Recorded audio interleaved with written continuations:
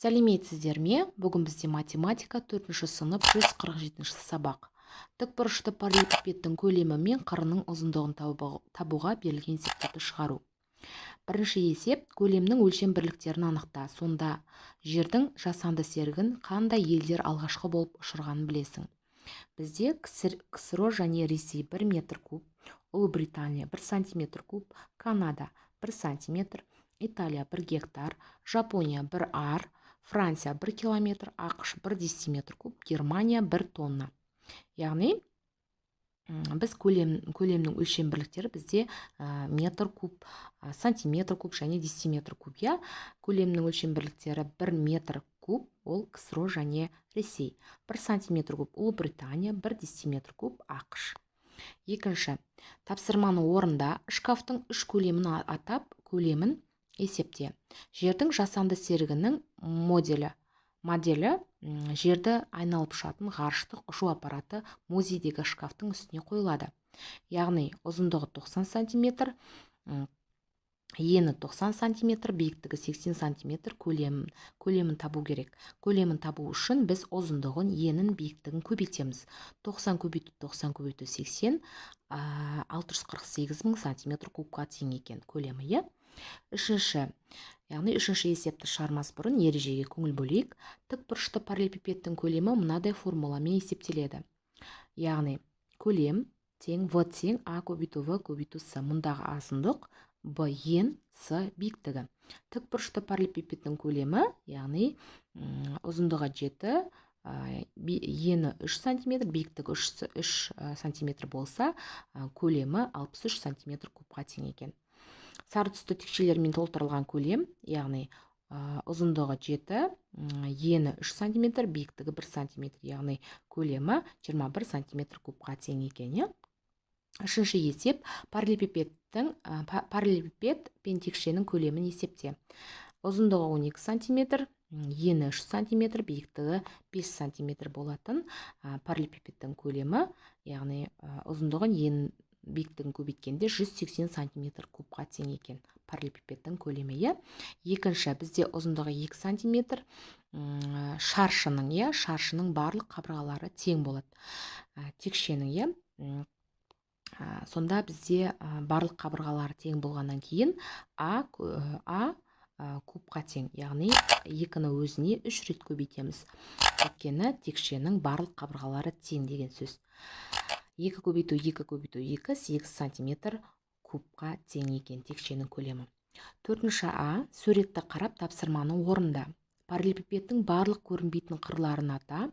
Қырларының ұзындығы АВ 3 сантиметр, ВС 6 сантиметр, ВН 4 сантиметр екені белгілі. МЛ, ЛК және СК қырларының ұзындықтарын ата. Бізде параллелепипедтің көрінбейтін қырлары ДА, ДЛ, СД, МЛ 6 сантиметр, ЛК 3 сантиметр, СК 4 сантиметрға тең екен. Төртінші есеп, берілген геометриялық фигуралардың өлшемдерін ата. Мәліметтерді дәптеріңе жазып, көлемді есепте. Ұзындығы бізде 11 сантиметр, ені 4 сантиметр, биіктігі 6 сантиметр. Көлемін табуымыз керек. Көлемін табу үшін біз 11 көбейту 4 көбейту 6-ны, сонда 264 сантиметр кубқа тең екен. Екінші, текшенің қырлары бізде 4 сантиметр. 4 сантиметрдің кубы бізде 64 сантиметр кубқа тең екен текшенің. Бесінші есеп, кесте бойынша есеп құрастыр және шығар.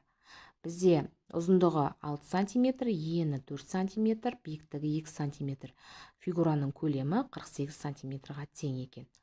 Екінші, бізде ұзындығы 16 сантиметр, ені 2 сантиметр, көлемі 128 дециметр, дециметр куб және биіктігі қанша дециметр. Оны табу үшін біз S тең В бөлу А көбейту В. Бірінші жақшаның үшін орындаймыз. 16-ны көбейтеміз 2-ке, 128-ге бөлеміз 4 дециметр фигураның биіктігі екен.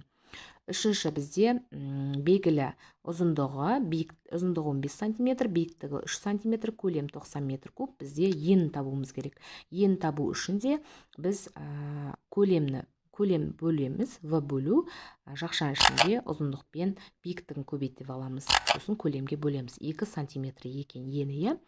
Ал төртіншісі бізде ұзындығы 12 сантиметр, ені 3 сантиметр, биіктігі 2 метр, 2 метр, иә. Сонда көлеміміз табу үшін ұзындығы 12 метр, ені 3 метр, биіктігі 2 метр, көлемді табу үшін біз ұзындығын, енін, биіктігін көбейтеміз. 72 метр кубқа тең екен. Бесіншісі, ұзындығы 35 дециметр, ені 2 дециметр, биіктігі 1 дециметр. Көлемін табу үшін және көбейтеміз. 70 дециметр кубқа тең екен. Алтыншысында дәл осы түрде шығарамыз.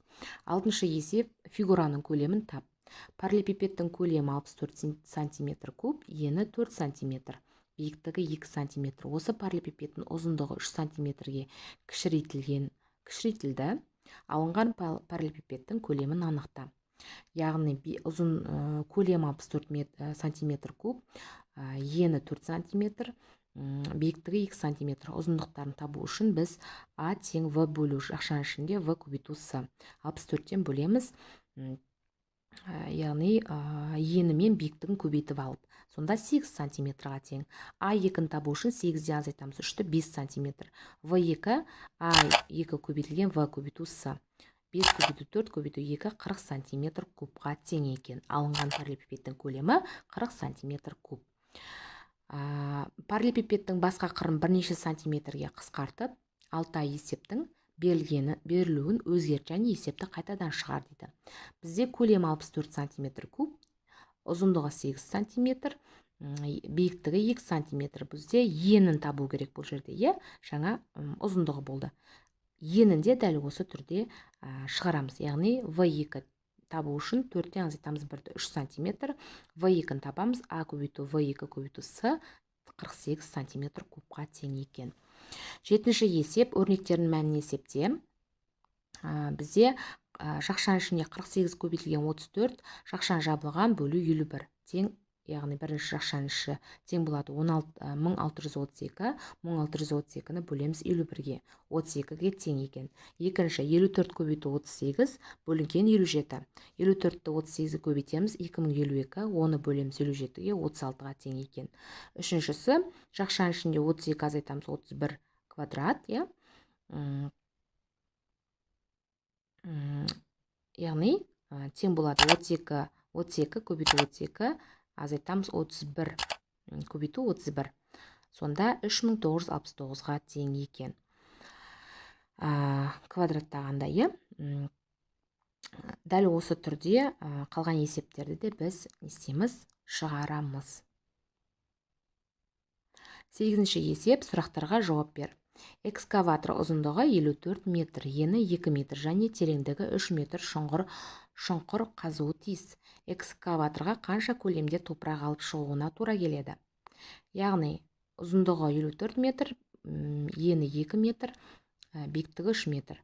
В-ны табу үшін үшеуін көбейткенде 324 метр куб, жаңағы 324 метр куб болады екен. Екінші, егер экскаватор шөмішінің көлемі 6 метр куб болса, шөміш топырақты неше рет көсіп ала алады, 324 бөлеміз 6, 54 рет көсіп ала алады екен. 9-шы есеп, болат қабырғалары 8 см шаршы пішінді парақты 2 тіктөртбұрышқа бөлді. Бұл тіктөртбұрыштың біреуін периметрі 22 см-ге тең, екіншісінің ауданы нешеге тең. Яғни периметрі 22 см, ұзындығы 8 см, ені белгісіз және аудан табу керек. В1-ді табамыз, П-дан бөлеміз 2 азайту А, 22 бөлу, П бөлу 2 азайту А. 22 бөлу 2 азайтамыз 8-ді, 11 азайтамыз 8, тең 3 см кубтық бір жаңағы тіктөртбұрыштың ені. В2-ні табамыз, 8-ден 3-ті азайтқанда 5 см. Енді ауданды табамыз, А көбейту В, 8-ге көбейтеміз 5-ті, 40 см квадратқа тең екен. 10-шы есеп, кесте бойынша есеп құрастырамыз және шығарамыз. Ені 7 см, ұзындығы 7 сантиметр, ені 8 сантиметр, биіктігі 5 сантиметр. Көлемді табу үшін біз 7-ні, 8-ді және 5-ті бір-біріне көбейтеміз. 280 сантиметр кубқа тең болады екен. Екіншісі, ұзындығы 16 дециметр, ені 2 дециметр, көлемі 384 дециметр куб. Биіктігін табу үшін көлемді бөлеміз, шақшаның ішінде ені мен ұзындығын көбейтеміз. 16-ға 2-ні көбейтіп аламыз, одан шыққан санды 384-ке бөлеміз, 12 дециметр болады екен. Үшіншісі, ұзындығы 25 метр, биіктігі 3 метр, көлемі 3375 метр куб. Енін табуымыз керек. Енін табу үшін ұзындығы мен биіктігін көбейтеміз, сосын көлемге бөлеміз. Сонда бізде 45 метрға тең екен.